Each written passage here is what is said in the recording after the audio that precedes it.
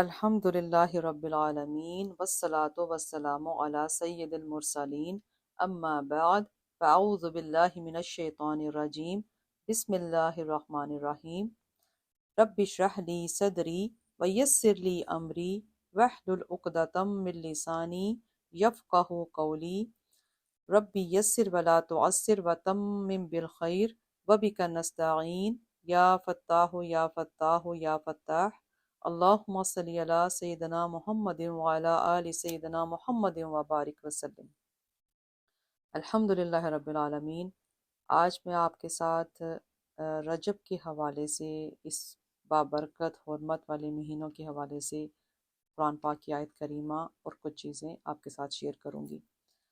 ہم آپس میں ایک دوسرے کو یہی کہتے ہیں کہ ہم اس مہینے میں کیا نیکی کے کام کریں، ہمیں کیا کرنا چاہیے۔ تو اس میں بہت ساری چیزیں الحمدللہ سمجھنے کو ملی، تو آپ کے ساتھ انشاءاللہ شیئر ہوں گی۔ سورۃ توبہ کی آیت کریمہ، اللہ سبحانہ تعالیٰ نے آیت نمبر 36 ہے، اللہ سبحانہ تعالیٰ نے فرمایا ان عدۃ الشہور عند اللہ 12 شہرا فی کتاب اللہ یوم خلق السماوات والارض منها اربعۃ حرم والارض منها اربعۃ حرم ذالک الدین القیم فلا تظلموا فیہن انفسکم۔ بے شک اللہ کے نزدیک مہینوں کی تعداد اللہ کی کتاب میں 12 مہینہ ہے، جس دن سے اس نے آسمانوں اور زمینوں کو پیدا کیا، ان میں سے 4 مہینے حرمت والے ہیں، یہی دین مستقیم ہے، سو ان مہینوں میں تم اپنی جانوں پر ظلم نہ کرو۔ یہاں اس آیت کریمہ میں یہ آیت اس بات پر دلالت کرتی ہے کہ عبادات اور معاملات کے احکام ان مہینوں اور سالوں کے اعتبار سے مقرر کیے جائیں گے، جو مہینے اور سال اہل عرب کے نزدیک معروف تھے، نہ کہ وہ مہینے جو عجمیوں، رومیوں، قبطیوں اور ہندیوں کے نزدیک معروف تھے۔ غیر عرب کے نزدیک مہینہ 30 دنوں سے زیادہ کا بھی ہوتا ہے، اور عرب کے نزدیک مہینے کا اعتبار چاند کے حساب سے ہوتا ہے، اور ایک مہینہ 30 دن سے زیادہ کا نہیں ہوتا، البتہ 30 دن سے کم کا مہینہ بھی ہوتا ہے۔ اللہ سبحانہ تعالیٰ نے یہاں فرما دیا کہ یسألونک عن الأہلہ قل ہی مواقیت للناس والحج، لوگ آپ سے نیک چاندوں کے متعلق سوال کرتے ہیں، آپ کہہ دیجئے کہ وہ لوگوں کی عبادات اور معاملات اور خصوصاً حج کے لیے اوقات کی نشانیاں ہیں۔ اللہ سبحانہ تعالیٰ نے ان 12 مہینوں کو مقرر کر دیا اور ان کے نام رکھ دیے۔ جب سے اللہ تعالیٰ نے آسمانوں کو، زمینوں کو پیدا کیا، اللہ تعالیٰ نے اپنے نبیوں پر جو کتابیں نازل کی، ان میں ان مہینوں کا ذکر کر دیا، یعنی کہ اللہ کی کتاب سے مراد لوح محفوظ بھی ہو سکتی ہے۔ تو یہاں حرمت والے مہینوں کے بیان کے حوالے سے اس کا شرعی حکم بھی سمجھ لیجئے کہ اللہ سبحانہ تعالیٰ نے فرمایا کہ 4 مہینے حرمت والے ہیں۔ حضرت ابو بکر صدیق رضی اللہ تعالیٰ عنہ بیان کرتے ہیں کہ نبی کریم صلی اللہ علیہ وسلم نے فرمایا زمانہ گھوم کر اپنی اصل شکل پر آ چکا ہے، جب اللہ نے آسمانوں اور زمینوں کو پیدا کیا۔ سال کے 12 مہینے ہیں، ان میں سے 4 حرمت والے مہینے ہیں، 3 مہینے متواتر ہیں، یعنی کہ ذی القعدہ، ذی الحجہ، محرم، اور قبیلہ ایک مدر میم ضاد را کا رجب جو جمادہ اور شعبان کے درمیان ہے۔ یہ میں نے صحیح بخاری کی آپ کے ساتھ حدیث شیئر کی۔ یہاں آپ صلی اللہ علیہ وسلم نے حضرت محمد مصطفیٰ صلی اللہ علیہ وسلم نے اپنے حج کے خطبے میں ارشاد فرمایا کہ زمانہ گھوم پھر کر اپنی اصلیت پر آ گیا ہے۔ سال کے 12 مہینے ہوا کرتے ہیں، 4 حرمت والے ہو گئے، ادب والے، اور 3 جو اوپر نیچے ذی القعدہ، ذی الحج، اس طرح کے جو میں نے ابھی آپ کے ساتھ شیئر کیے۔ آپ صلی اللہ علیہ وسلم نے فرمایا یاد رکھو تمہارے خون، تمہارے مال، تمہاری عزتیں تم میں آپس میں ایسی ہیں حرمت والی جیسی حرمت اور عزت تمہارے اس دن کی ہے، تمہارے اس مہینے کی، تمہارے اس شہر کی۔ تم بھی اپنے رب سے ملاقات کرو گے اور وہ تم سے تمہارے اعمال کا حساب لے گا۔ سنو میرے بعد گمراہ نہ ہو جانا۔ کہ ایک دوسرے کی گردن زدنی کرنے لگو۔ بتاؤ کیا میں نے تبلیغ کر دی؟ سنو تم میں سے جو موجود ہیں انہیں چاہیے کہ جو موجود نہیں ہیں ان تک پہنچا دیں۔ بہت ممکن ہے جسے وہ پہنچائے وہ ان بات سے بھی زیادہ اس کی ٹیک کیئر کر سکے، نگہداشت رکھنے والا ہو۔ تو یہاں یہ خطبہ حجت الوداع مینا میں خطبے کے موقع کا یہ جو ذکر میں نے آپ کے ساتھ شیئر کر دیا۔ تاخیر مہینوں کی جہالیت کے زمانے کے مشرک کرتے تھے۔ وہ کیا کرتے تھے؟ الٹ پلٹ کر لیتے تھے۔ اس وقت جو مہینہ آج ہے وہی در حقیقت بھی ہے، جیسا کہ فتح مکہ کے موقع پر آپ صلی اللہ علیہ وسلم نے فرما دیا، یہ شہر ابتداءً اور مخلوق سے باحرمت اور باعزت والا ہے۔ وہ آج بھی حرمت والا ہے اور قیامت تک حرمت اور باعزت والا ہی رہے گا۔ پس عربوں میں جو رواج پڑ گیا تھا ان کے اکثر حج ذی الحج کے مہینے میں نہیں ہوتے تھے، اور اس حوالے سے ان مہینے کو مؤخر یعنی کہ اس کو کر دینا، اپنی جانوں پر ظلم کر دینا۔ اور اس حوالے سے رجب، اگر ہم رجب کے مہینے کی بات کریں تو رجب کا مہینہ بھی یہ ایک حرمت والا ہے۔ رجب سے ماخوذ ہے ترجیب، یعنی ترجیب کا اس کو کہتے ہیں، ترجیب کا مطلب ہوتا ہے تعظیم کرنا، یہ مہینے کی عظمت ہے۔ اس کو رجب، اس کا میں نے لغوی معنی بھی جب اس کو تلاش کیا، یعنی اس کا مطلب مڑ جانا، گھبرانا، تعظیم، اور ترجیب یعنی کہ تعظیم کرنا، اس کا احترام کرنا۔ یہ اس کی فضیلت اور اس کی اہمیت اس کی بہت زیادہ ہے، یعنی کہ رجب کے مہینے سے لے کے شعبان تک اس کی جو ہے ہم نے اپنے آپ کو اس کی اہمیت کو، اس کی حرمت کو، اس کی تعظیم کو اور آگے اس کو بڑھا دینا ہے۔ 12 مہینوں کی جو اہمیت ہے، 12 مہینے جو ہیں وہ ہم اپنی عادات، اپنی طبیعت، اپنی مزاج، اپنے ماحول، اپنی بہت ساری چیزوں کو ہم اپنے نفس کے مطابق چل رہے ہوتے ہیں، لیکن جب ہمارے پاس خصوصی مہینے جب آ جائیں تو اس کی حرمت کو ہم نے اور آگے بڑھا دینا ہے، اپنی عادات کو اچھے سے اچھا لے کر جانا ہے، تاکہ ہم اللہ کی اطاعت کو پورے سے پورا جو ہے اس کو آگے بڑھ سکیں۔ یہاں مشرکین جو ہیں ان مہینوں میں لڑنے سے کبھی باز نہیں آتے تھے، جس طرح وہ متفق ہو وہ پھر اس پہ ہر بات پہ جنینی کی لڑائی کرتے تھے۔ عرب میں نسی 2 طرح کی تھی۔ نسی قرآن پاک کی آیت کریمہ میں یہ ہے انما النسی زیادہ، تو وہ کیا کرتے تھے؟ نسی میں جنگ و جدل اور خون، انتقام لینا، اور حرام مہینے کو حلال قرار دے لیتے تھے، اس کے بدلے میں کسی حلال مہینے کو حرام کر کے مہینوں کی تعداد کو پوری کرتے تھے۔ یہ ان کی کچھ چیزیں اس طرح کی چلتی تھیں۔ اس طرح 23 سال تک حج اپنی اصلی وقت کے خلاف دوسری تاریخوں میں ہوتا رہتا تھا۔ صرف 34 سال ایک مرتبہ اصل ذی الحج 9 یا 10 تاریخ کو ادا ہوتا تھا۔ تو آپ صلی اللہ علیہ وسلم نے یہاں حجت الوداع جب ادا فرمایا تو انہوں نے یہ فرما دیا کہ حج اپنی اصل تاریخوں میں آیا تھا، اسی وقت سے نسی کا طریقہ کیا ہو گیا؟ ممنوع کر دیا گیا۔ اب ہمارا مقصد اصل اس ٹاپک میں یہ ہے کہ ہم نے اپنے آپ کو نیکیوں میں کس طرح جو ہے وہ کون سی نیکیاں کرنی ہے، کیا ہم نے اپنے آپ کو جو ہے ایک چینجنگ لے کر آنی ہے، تاکہ ہم رمضان کے مہینے تک پہنچیں تو ہم اس کی ایکسرسائز ہماری ہو چکی ہو کہ ہم نے اپنے آپ کو وارم اپ کر لیا، ابھی سے ہم نے اپنا ایک بیج بو دیا۔ اللہ سبحانہ تعالیٰ نے فرمایا کہ فَلَا تَظْلِمُوا فِيهِنَّ أَنفُسَكُمْ، کہ نہیں تم ظلم کرو، فَلَا تَظْلِمُوا، سو ان مہینوں میں تم اپنی جانوں پر ظلم نہ کرو۔ تو یہاں سب سے پہلے نیکی، اللہ سبحانہ تعالیٰ سے ڈرتے رہنا،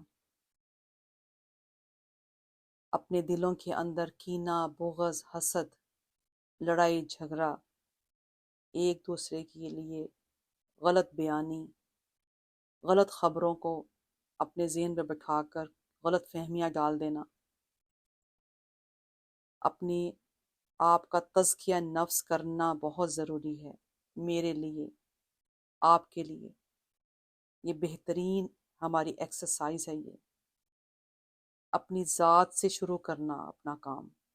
ہم الحمدللہ بحیثیت مسلمان نماز پڑھتے ہیں، قرآن پڑھتے ہیں، اس کا اجر و ثواب بھی حاصل کرتے ہیں، لیکن بہت ساری چیزوں میں عادات کی وجہ سے ہم اپنے کئی کاموں سے، اپنے نیک کاموں کو سرسری طور پر کر کر مطمئن ہو جاتے ہیں۔ اللہ سبحانہ تعالیٰ فرماتے ہیں یا ایہا الذین آمنوا اتقوا اللہ وکونوا مع الصادقین، اے ایمان والو اللہ سے ڈرتے رہو اور ہمیشہ سچوں کے ساتھ رہو۔ یہاں سچ کے حوالے سے سچ بولنا، سچ بات آگے شیئر کرنا، حضرت عبداللہ بن مسعود رضی اللہ تعالیٰ عنہ بیان کرتے ہیں کہ آپ صلی اللہ علیہ وسلم نے فرمایا صدق کو لازم کر لو، کیونکہ صدق نیکی کی ہدایت دیتا ہے، نیکی جنت کی ہدایت دیتی ہے۔ ایک انسان ہمیشہ سچ بولتا رہتا ہے، سچ کا یہ قصد کرتا ہے، حتیٰ کہ وہ اللہ کے نزدیک سچا لکھ لیا جاتا ہے۔ اور تم جھوٹ سے بچو، اور جھوٹ گناہوں کی طرف سے لے جاتا ہے، اور گناہ دوزخ کی طرف لے جائے گا۔ ایک بندہ ہمیشہ جھوٹ بولتا رہتا ہے اور جھوٹ کا قصد کرتا ہے، حتیٰ کہ وہ اللہ کے نزدیک جھوٹا لکھ دیا جاتا ہے۔ آپ صلی اللہ علیہ وسلم نے یہاں فرمایا نہ تو سنجیدگی سے جھوٹا بولنا جائز ہے، نہ مذاق سے۔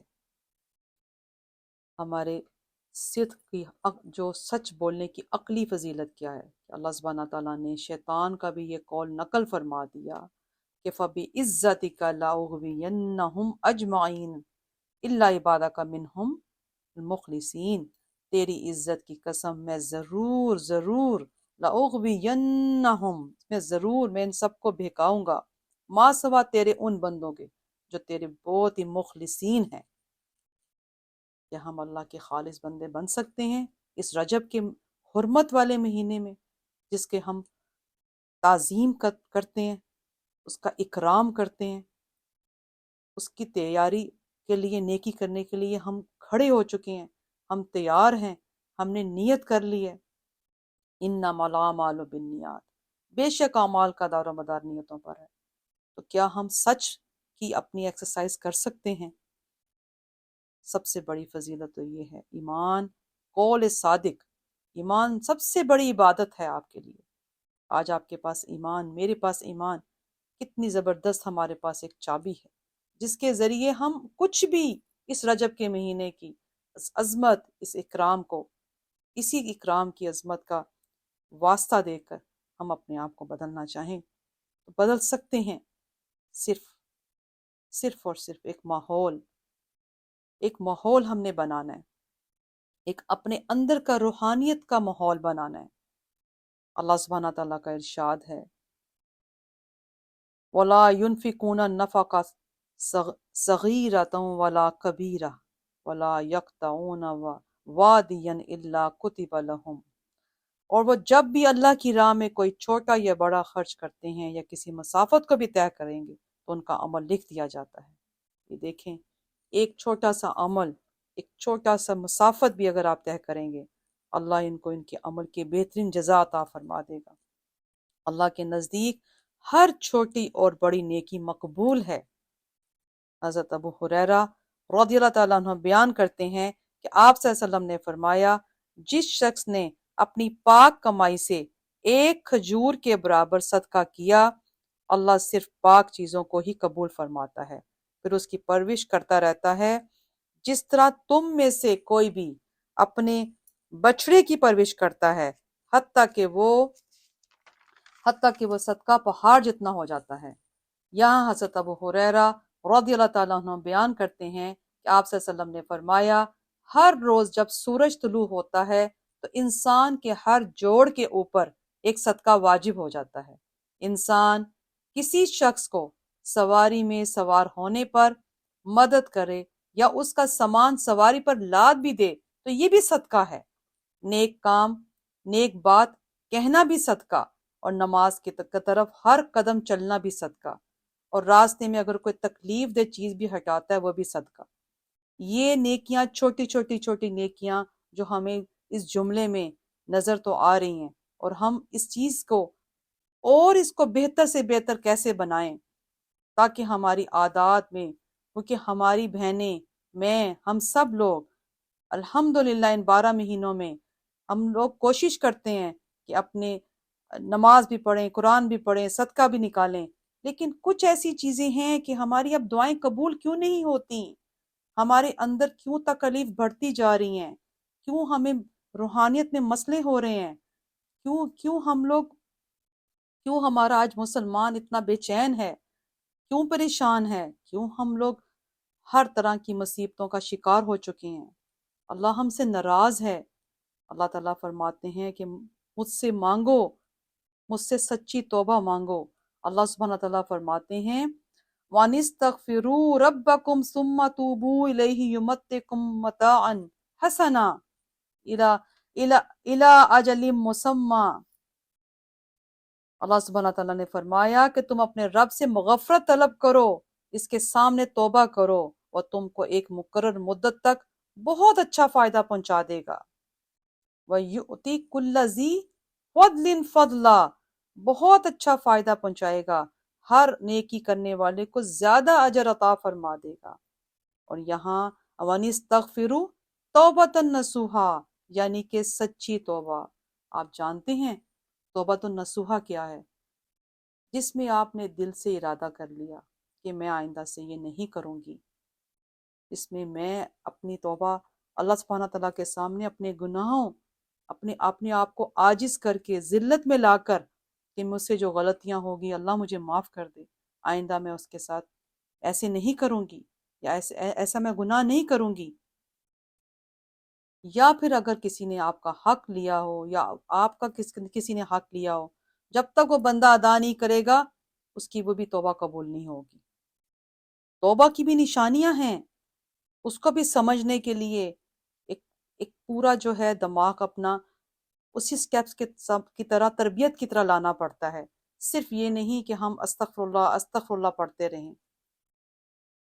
زیادہ نیکی کرنے والے کو زیادہ اجر دینے کی بھی بہت تحقیق ہیں۔ آپ صلی اللہ علیہ وسلم نے یہاں حضرت عبداللہ بن مسعود رضی اللہ تعالیٰ عنہ نے فرمایا، جس شخص نے ایک گناہ کیا اس کا ایک گناہ لکھ دیا جاتا ہے، اور جس شخص نے ایک نیکی کی تو اس کو ایک نیکی اس کی لکھ دی جائے گی۔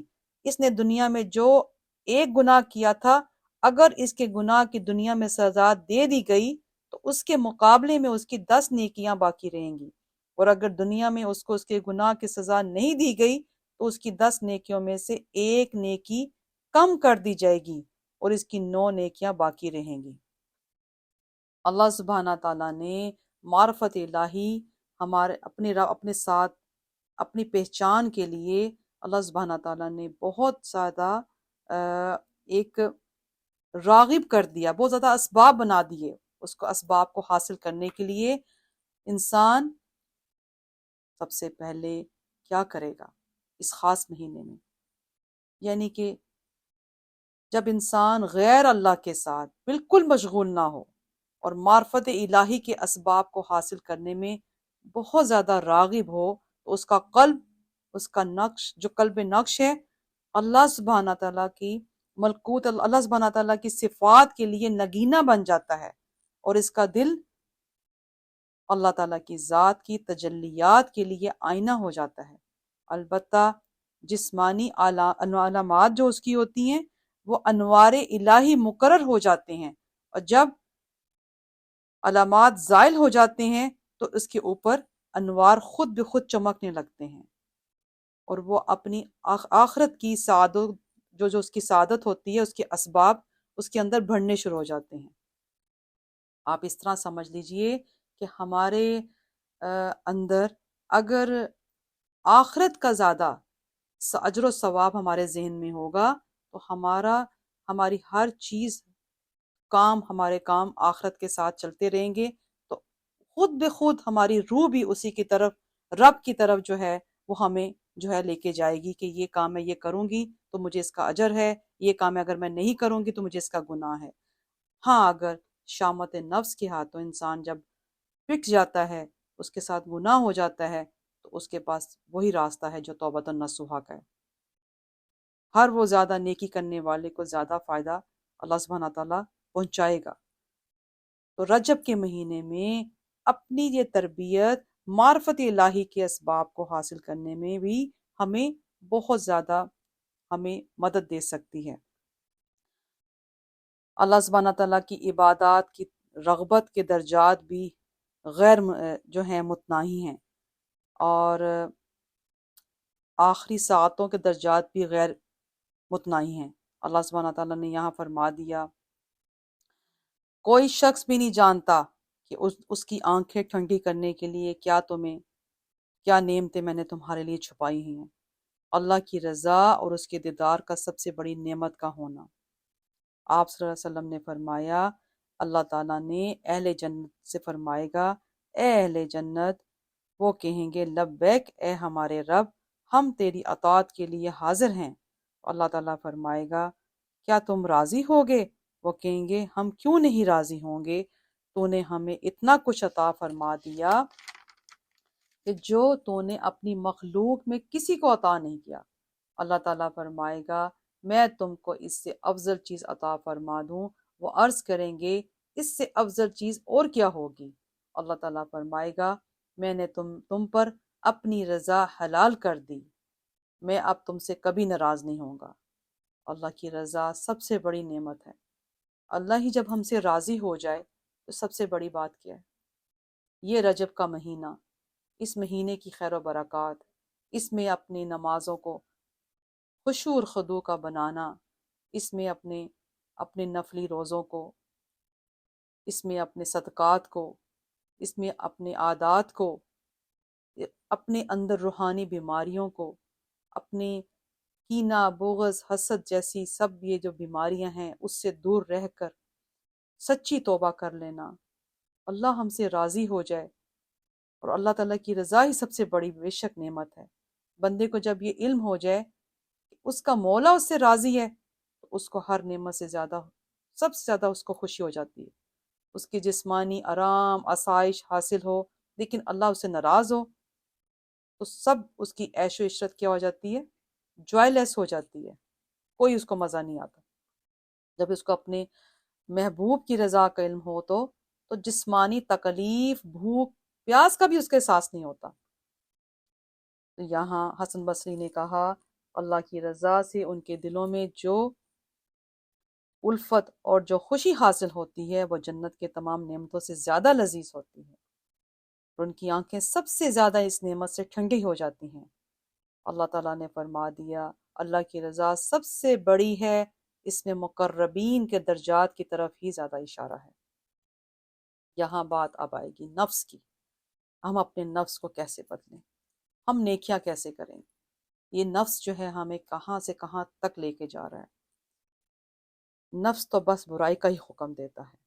اللہ سبحانہ تعالیٰ نے فرمایا، ان النفس لامارۃ بالسوء، بے شک نفس تو برائی کا بہت حکم دینے والا ہے، سوائے اس کے جس پر میرا رب رحم فرما دے۔ اللہ ما رحم ربی ان ربی غفور الرحیم۔ انسان کی طبیعت لذات کے شائق ہوتی ہے، اس کی فعل کی طرف رغبت، طاقت ہونے کا جو وجود، ایک گناہ کو ترک کر لینا، یہ صرف اور صرف محض اپنی غلطیوں پر ندامت، اپنے گناہ کو ترک کر لینا اللہ تعالیٰ کے ڈر اور اس کے خوف کی وجہ سے ہے۔ انبیاء علیہ السلام میں گناہوں کی طاقت اور قدرت نہیں ہوتی، وہ اپنے اختیار سے گناہوں کو ترک نہیں کرتے، بلکہ ان کا گناہوں کا ترک کرنا فرشتوں کی طرف سے فورسڈ ہوتا ہے۔ یہ سب ایک مطابقت ہے، کہ انبیاء کرام تو معصوم ہیں۔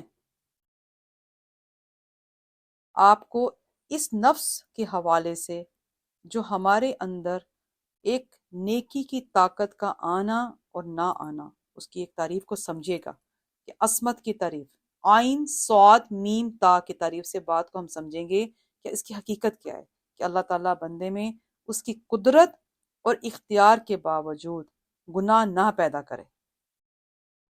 جیسے اگر بحیثیت انسان میرے پاس شر کی بھی اللہ تعالیٰ نے طاقت ڈالی اور خیر کی بھی اختیار ڈالا، لیکن کیا ہے کہ اللہ تعالیٰ نے انسان کو جو اختیار دیا اس کے باوجود وہ گناہ نہ کرے۔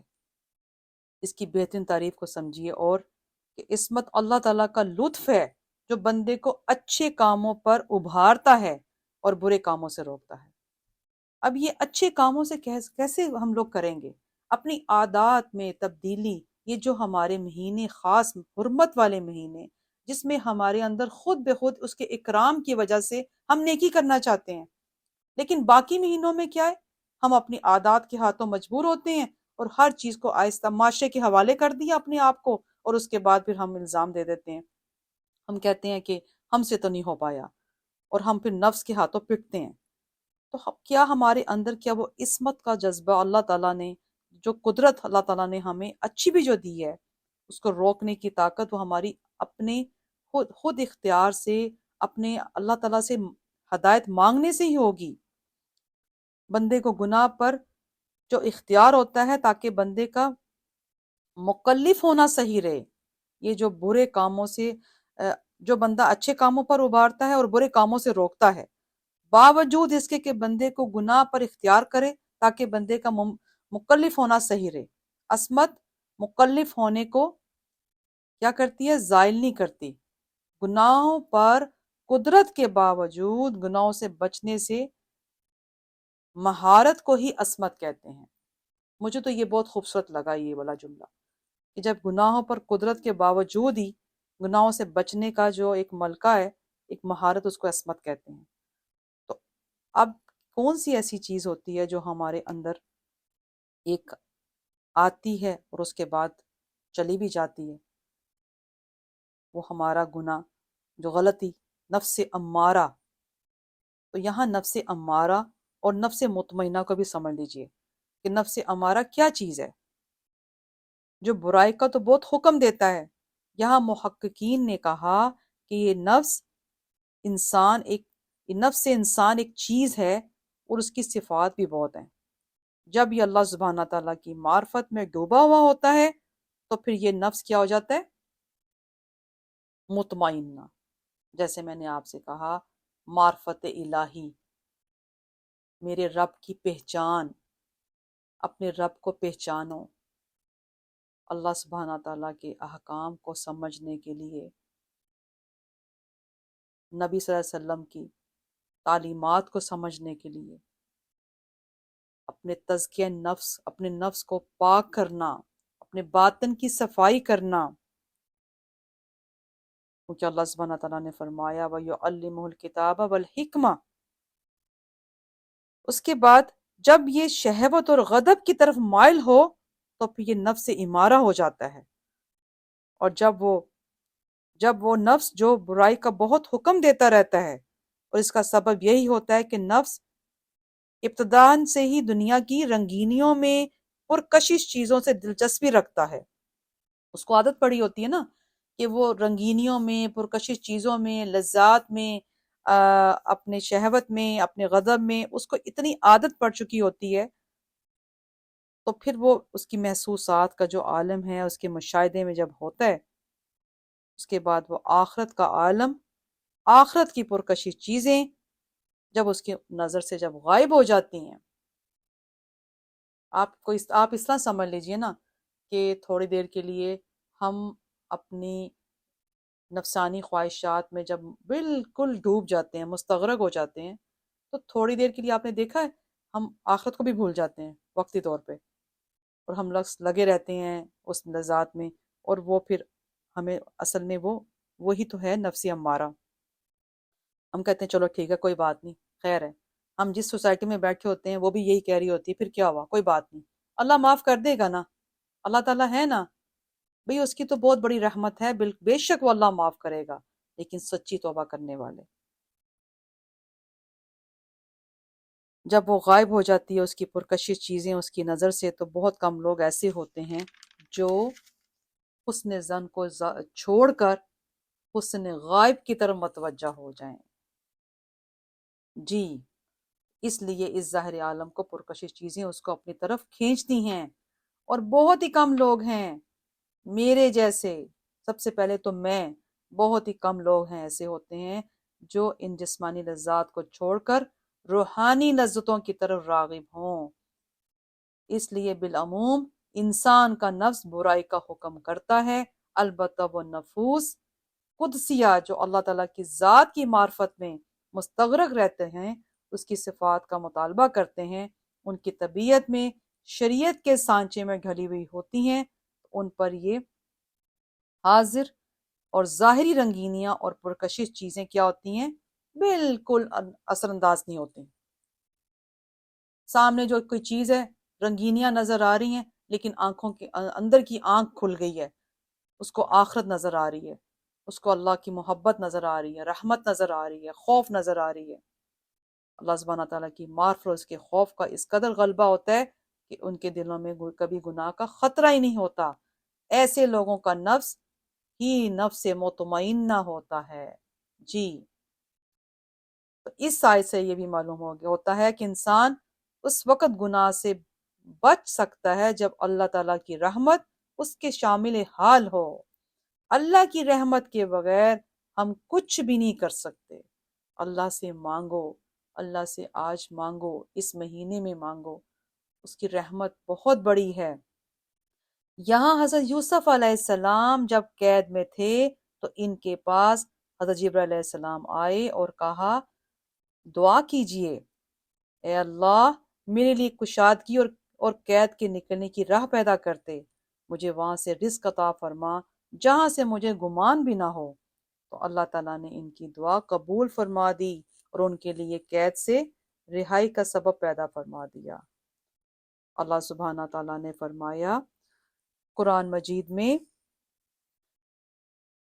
اور جو اللہ سے ڈرتا ہے اللہ اس کے لیے نجات کی راہ پیدا کرتا ہے، وَمَن يَتَّقِ اللَّهَ يَجْعَل لَّهُ مَخْرَجًا وَيَرْزُقْهُ مِنْ حَيْثُ لَا يَحْتَسِبُ وَمَن يَتَوَکَّلْ عَلَى اللَّهِ فَهُوَ حَسْبُهُ۔ اور جو اللہ سے ڈرتا ہے اللہ کے لیے نجات کا راہ پیدا کرتا ہے اور اس کو وہاں سے رزق عطا فرماتا ہے جہاں سے اس کا گمان بھی نہ ہو، اور جو اللہ پر توکل کرتا ہے تو اللہ اس کے لیے کافی ہے۔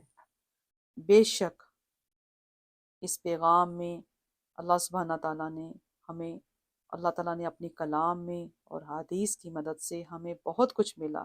اس رجب کی برکات، اس کی تعظیم اللہ تعالیٰ ہمارے اوپر تا قیامت قائم رکھے اور اس مراحل کو ہم اچھے طریقے سے طے کریں۔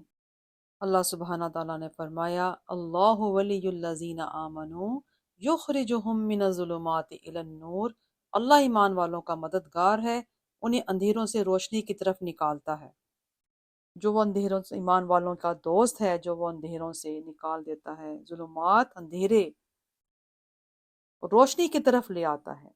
تو آئیں آج میں اور آپ ایک نیت کرتے ہیں کہ ہم وہ نیکی کا کام کریں جو ہماری نفلی عبادات، اس میں ہم روزے بھی رکھیں، صدقات بھی کریں، ہم غریبوں کی مدد بھی کریں، ہم اپنی زکوٰۃ میں بھی کیلکولیشن کرنی شروع کر دیں، ہم صلہ رحمی بھی کریں، ہم لڑائی جھگڑے سے بھی اپنے آپ کو ختم کریں، ہم غلط بیانی، ہم سنی سنائی خبروں پر یقین مت کریں، ہم سچی توبہ کر لیں، ہم ایک دوسرے کو معاف کر دیں۔